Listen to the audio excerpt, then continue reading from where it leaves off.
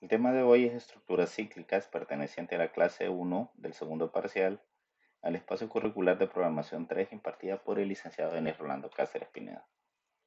Primero vamos a ver qué son las estructuras cíclicas. Se le llaman problemas repetitivos y son aquellos cuya solución es necesario utilizar un mismo conjunto de instrucciones o acciones para que se puedan ejecutar un número de veces, un número n que no se sabe. Esta cantidad puede ser fija o puede ser variable, según el dato del programa. A este conjunto de instrucciones se le llama como ciclo, bucle o lazo. Primero que todo vamos a ver qué son iteraciones. Una iteración es un conjunto de instrucciones que están dentro de un ciclo y que se ejecutan continuamente. Como podemos observar acá, por ejemplo, tenemos una ejecución, dos ejecuciones, tres ejecuciones, entonces a eso también se le llama iteraciones. Luego tenemos los contadores, como podemos ver aquí una mano. Un contador es una variable cuyo valor se incrementa o decrementa de acuerdo a la cantidad que se lleva en cada iteración. Y se utiliza ya sea para contabilizar el número de veces que es necesario repetir, para contar un suceso, representa la variable de un control de un ciclo, toma un valor inicial, ya sea 0 o 1 y se incrementa o se decrementa, y se compara con el valor final. Luego tenemos los acumuladores, que un acumulador es un conjunto o un campo de memoria que se suma sobre sí misma, con el objetivo de mostrar un total de una variable. En algunos casos se desea obtener el total acumulado de un conjunto de cantidades, siendo preciso inicializarlo siempre a cero. Además, hay situaciones donde es necesario obtener el total de un producto, como por ejemplo cuando nosotros nos presentamos a una pulpería y se está sumando continuamente los valores que nosotros llevamos de los productos.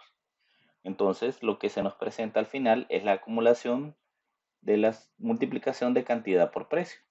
Si usted lleva una barra de jabón a 100 empiras, son 100 empiras, y así sucesivamente se van sumando los 100 empiras, más 200 de otro producto, más 300, y el total sería un acumulador. ¿Cuándo vamos a utilizar o qué características presentan las estructuras cíclicas? Número uno, cuando estos atacan los problemas repetitivos. Estas se ejecutan una cantidad de veces y estas generalmente están compuestas por estructuras secuenciales selectivas. Luego tenemos los tipos de estructuras cíclicas, que dentro de ellas tenemos tres, donde se ejecutan las iteraciones. La primera que tenemos es la mientras hacer, conocida como while, que lo que evalúa es la condición relacional o lógica, perdón, mientras, que es una palabra reservada, la condición se cumpla, se va a hacer un conjunto de introducciones y se llega al fin de esta. Si, si se cumple la condición del mientras de nuevo, al finalizar la iteración, al final de este ciclo, entonces se vuelve a retornar. Por ejemplo, si esta condición eh, se cumple la primera vez, entonces se ejecuta una iteración con todo el conjunto de instrucciones que están acá. Automáticamente regresa a evaluar la condición y si la condición se vuelve a cumplir, entonces se vuelven a ejecutar un conjunto de instrucciones y así sucesivamente se está evaluando, como su palabra lo dice, desarrollando un ciclo, porque regresa a volver a evaluar la condición al principio del ciclo. Luego tenemos repetir hasta, conocida como el do while, donde repetir muchas veces es reemplazado por el do y el hasta por un while en inglés, donde primero se ejecutan el número de instrucciones de la iteración, se verifica la condición y si esta condición se cumple, retorna al principio del ciclo, vuelve a cumplir las instrucciones y vuelve a revisar la condición. Y así sucesivamente se está cumpliendo un ciclo o varias iteraciones hasta que la condición no se cumple. Y luego tenemos el deste o for llamado, que este se utiliza para los incrementos y los decrementos, donde primero se inicializa una variable, se le dice hasta dónde va a llegar, por ejemplo se puede inicializar hasta 1 y finalizar hasta 12, por lo tanto se va a ejecutar 12 veces. Y luego se le dice el principio del ciclo, lo que va a hacer, desarrolla un conjunto de acciones finaliza o el fin del ciclo, retorna y vuelve a hacer la evaluación. La diferencia con el primero, con el tercero, es que usted utiliza un contador. La variable es inicializada desde el principio. Entonces, viendo cada una de los tipos, para ser más específico, utilizamos o vemos la estructura hasta, o conocida como for. Esta es una estructura especial, como dice, sobre las demás y tiene la capacidad de incluir una o más variables que trabajan como contadores al inicio del ciclo o con donde se evalúa la condición, las cuales controlan el número de veces que se ejecuta un ciclo. Esta sentencia se va a repetir en el mismo código tantas veces se lo indique, como actúe el bucle. Con cada intervalo que se tome va a tener un valor determinado hasta que el bucle haya finalizado. Entonces, ¿cómo es la estructura for? Inicia con la palabra reservada for, inicializamos una variable que aquí mismo la podemos crear, le decimos hasta cuándo va a llegar y cómo va a aumentar o decrementar. En este caso le estoy diciendo que avance uno por uno.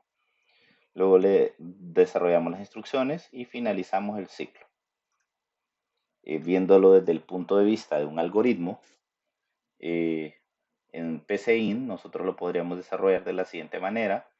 Decimos la cantidad de intentos, la variable se llama intentos, y decimos que hasta esta valga 10, o sea que se va a ejecutar desde 1 a 10, se aumente de 1 en 1, o sea que se desarrolle uno por uno. Quiere decir que este paso 1 significa que primero va a valer 1, luego va a valer 2, luego va a valer 3, 4, 5, 6, 7 y así sucesivamente. O sea que va a aumentar de 1 en 1 esta variable. Si nosotros le colocáramos 2, entonces los intentos aumentarían de 2 en 2. Sería 1, desarrolla el final del programa, regresa y valdría 3 y haría sucesivamente después 5, 7, 9 y así sucesivamente. Lo que está en escribir son el conjunto de acciones que se están desarrollando y aquí se podría cumplir varias veces la iteración. Aquí estamos verificando el incremento, aquí la acción que se va a desarrollar, el conjunto de instrucciones y hasta cuándo va a ejecutarse. Visto desde el punto de vista de un diagrama, este sería el diagrama que se utilizaría. La sintaxis en C# que nosotros utilizaremos, tenemos el inicio del ciclo con una llave, el final del ciclo cerrando la llave.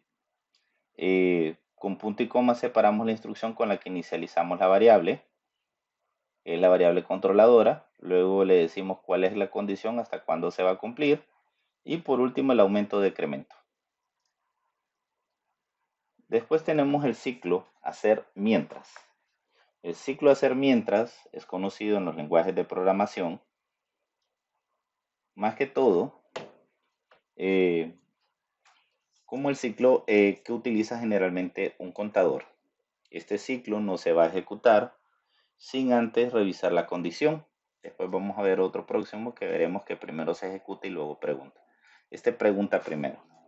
Este no lo permite ingresar si no se cumple la condición y se va a ejecutar mientras la condición se cumple. Primero, la estructura interactiva es while, ser mientras, la condición o la expresión lógica, si se cumple, entonces se desarrollan las instrucciones que se terminan en la llave. Aquí tenemos un algoritmo que nos muestra los números. Podemos ver una estructura muy diferente a la anterior. Si la condición se cumple, hace un conjunto de acciones, retorna y vuelve a evaluar. Caso contrario, finaliza y cierra el algoritmo. ¿Qué lleva según el algoritmo que nosotros podemos ver aquí? Vemos que tiene un condicional, tiene el hacer mientras, que significa que es el inicio del ciclo, el fin, que es lo que va entre llaves, que estábamos viendo, y su sintaxis en C# sería while, la palabra reservada, dentro de paréntesis sería la condicional, las instrucciones que irían dentro de las llaves, el inicio del ciclo que se menciona con la apertura de la llave, el final con cerrando la llave, y al final, ojo acá, nosotros tenemos que tener la misma variable contadora, que lo habíamos mencionado aparte, al principio, que es la que va a controlar este ciclo. Entonces, esta variable se va a aumentar o se va a decrementar. A diferencia del ciclo repetitivo for, que ya la incluye al inicio, esta nosotros podemos cambiarla dentro de la ejecución. Tenemos el hacer hasta o do while, que es similar al while, pero este se encuentra de un ciclo repetir. Y este requiere que la condición entregue el resultado al final. O sea que primero se ejecuta el conjunto de instrucciones y retorna. Si esta condición se cumple, entonces vuelve a retornar. Caso contrario, sigue su instrucción o código. ¿Cómo va desarrollado esto? Vamos con el algoritmo repetir. Miramos que también es bastante diferente el desarrollo. Primero ejecuta las instrucciones, verifica si esta es correcta. Si esta es correcta, entonces regresa y se sigue cumpliendo. De lo contrario, finaliza. Según el algoritmo, nosotros comenzamos con repetir hasta que y la condicional que va al final. ¿Cómo es la sintaxis en C#? El inicio del ciclo, que lo hacemos con una llave, primero la palabra reservada do, el conjunto de instrucciones, el final del ciclo, la condicional y el punto y coma que lleva. Este sí lleva punto y coma de todas las instrucciones. Ahora tenemos las herramientas que se pueden utilizar con las estructuras cíclicas. Dentro de las herramientas tenemos el listbox, que es un cuadro de lista desplegable o de lista que nos muestra un conjunto de elementos. En estos los podemos combinar y podemos seleccionarlos ya sea con la tecla Shift y Control. Estos pueden, debido a que los elementos combobox y listbox almacenan los valores, entonces nosotros podemos utilizar ciclos para recorrer los valores. La palabra prefijo que se utiliza es lst y un ejemplo sería lst empleado. ¿Cómo incorporamos un listbox?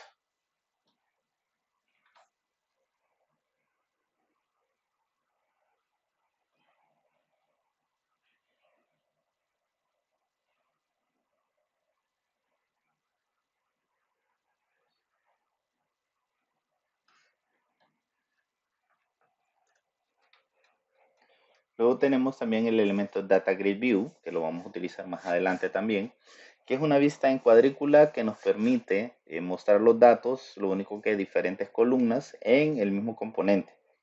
También nos permite agregar manualmente los datos sin necesidad de conectarse a una base de datos. Una de las ventajas de este es que nos permite administrar de forma práctica y sencilla la información. Se utiliza el prefijo DGB y un ejemplo sería DGB clientes. Aquí podemos ver que a diferencia de los listbooks, es como que tuviéramos varios. Tenemos filas, tenemos columnas y tenemos información que podemos jalar de la base de datos o la podemos ingresar. También se utilizan bastante en lo que es en la parte web. Entonces cada una de las columnas contiene un registro. Es como que estuviéramos viendo una tabla. ¿Cómo se utiliza este Data Grid View? El componente lo encontramos, lo jalamos y en la parte superior derecha podemos encontrar un punto donde nos permite editar. Si quisiéramos conectarlo con una base de datos, ahí tenemos la opción y aquí agregamos las columnas. En este caso, el nombre, ahí voy a colocar un nombre incorrecto para después corregirlo. El nombre es el nombre de la columna y el encabezado es al revés. Entonces, por ejemplo, yo me equivoqué a la hora de hacerlo, por decirlo así, pero no es así. Debo colocarle CLM, nombre, y en la columna el texto encabezado es lo que me va a mostrar. En este caso le estoy colocando el nombre del alumno y coloco otro CLM, otra columna que es curso. Si podemos observar, el encabezado lo cambiamos y podemos observar aquí que hay diferentes tipos de elementos que se pueden utilizar, no solo texto. Le damos para cambiar, podemos darle en el objeto que queremos cambiar, buscamos la propiedad name, que es el nombre con el que se va a programar, y en la propiedad header text es donde le cambiamos el texto que se va a mostrar, que no tiene nada que ver con lo que va a contener.